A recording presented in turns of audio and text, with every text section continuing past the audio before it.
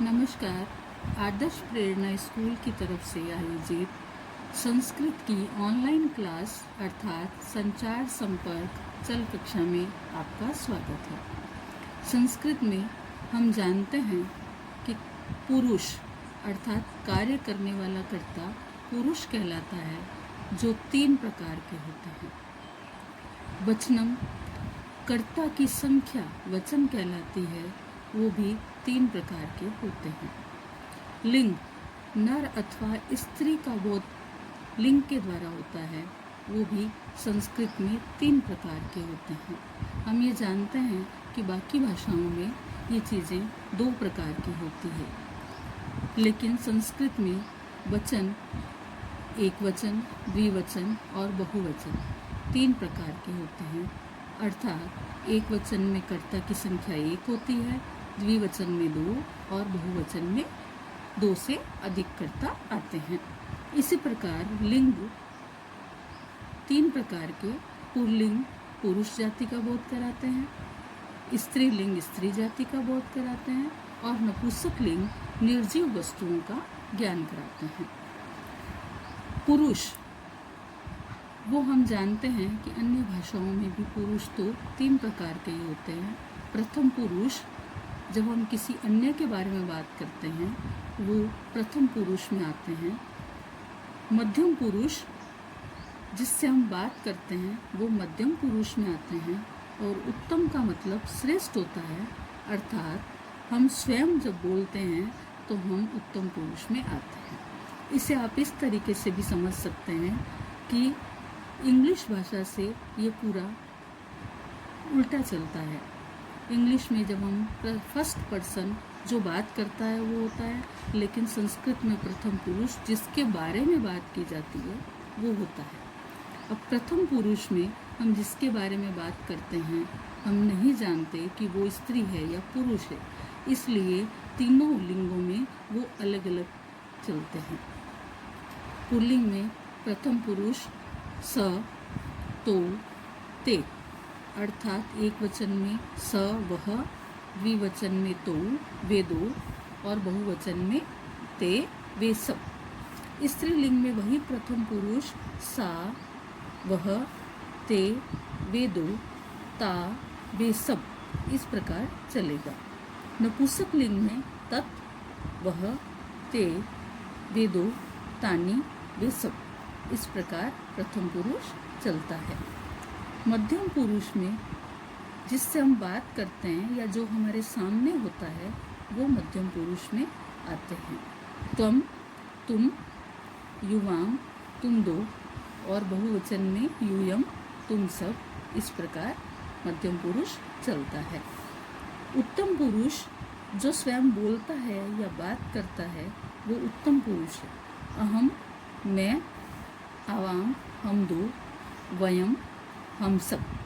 अब इस समय जब हम किसी अन्य की बात करते हैं, वो तो अन्य पुरुष में आ गया, लेकिन इस समय मध्यम पुरुष में आप आ रहे हैं बच्चों, क्योंकि तुम, मैं तुमसे बात कर रही हूँ, तुमको बता रही हूँ, तो तुम मध्यम पुरुष में आए और मैं बोल रही हूँ, इसलिए अभी मैं उत्तम पुरुष में हूँ। इस प्रकार प्रथम पुरुष के 3, मध्यम पुरुष के 3 और उत्तम पुरुष के 3 कुल 9 कर्ता संस्कृत में पढ़े जाते हैं। इसको हम इस प्रकार से भी देख सकते हैं एक सूत्र के द्वारा, परोक्षम, समक्षम, स्वामेव च। जैसे मैंने लिखा, प्रथम पुरुष में दूर, जो हमसे दूर होता है, जिसके बारे में हम बात करते हैं, वो प्रथम पुरुष में आता है, अर्थात परोक्षम जो हमसे दूर है, समक्षम जो सामने होता है, जो हमारे सामने है, वो मध्यम पुरुष कहलाता है। और स्वयं, यानी हम स्वयं अपने लिए जब बात कर रहे हैं, मैं जब बोल रही हूँ, तो मैं स्वयं में यानी उत्तम पुरुष में आती हूँ। अब इन्हीं से हम कर्ता जो है वो कार्य करता है, वो क्रिया कहलाती है। वही क्रिया संस्कृत में धातु कहलाती है। अब हम धातु रूप पढ़ेंगे। लट लकार यानी वर्तमान काल में। पट धातु, पट मतलब पढ़ना, और पढ़ना एक क्रिया है जो संस्कृत में धातु हो जाता है। अब इधर प्रथम पुरुष में हमने एक वचन में लिया पट धातु का रूप पठती, यानी पठ हमारे पास धातु है और उसमें हमने सूत्र का अति जोड़ा है, तो वो बन गया पठती। पठ जब हमने लिखा तो इसमें हलंत लगा हुआ था, अर्थात ठ इसमें आधा है, लेकिन जब अति का अ इसमें जुड़ गया तो ये पूर्ण हो गया और शब्द बना पठती, यानी पढ़ता है। एक वचन की क्रिया है ये। द्विवचन में वही बन जाएगा पठ प्लस अतः पठत।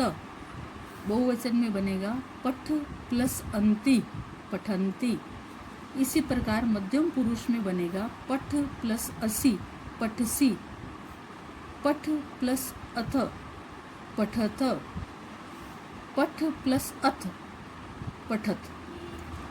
उत्तम पुरुष में वही क्रियाएं बनेंगी पठ प्लस आमी पठामी, पठ प्लस आव पठाव, पठ प्लस आम पठाम। अब इसमें भी देखो, प्रथम पुरुष की 3 क्रियाएं, मध्यम पुरुष की 3 क्रियाएं और उत्तम पुरुष की 3 क्रियाएं, अर्थात 9 कर्ता के हिसाब से 9 क्रियाएं बनती हैं। अब इसमें आपको याद रखने लायक ये भी रखना है कि हलंत विसर्ग कहाँ लगाने हैं, वो आप देखिए। प्रथम पुरुष के द्विवचन से लेकर उत्तम पुरुष के द्विवचन तक और फिर उत्तम पुरुष के बहुवचन की ओर जा रहा है।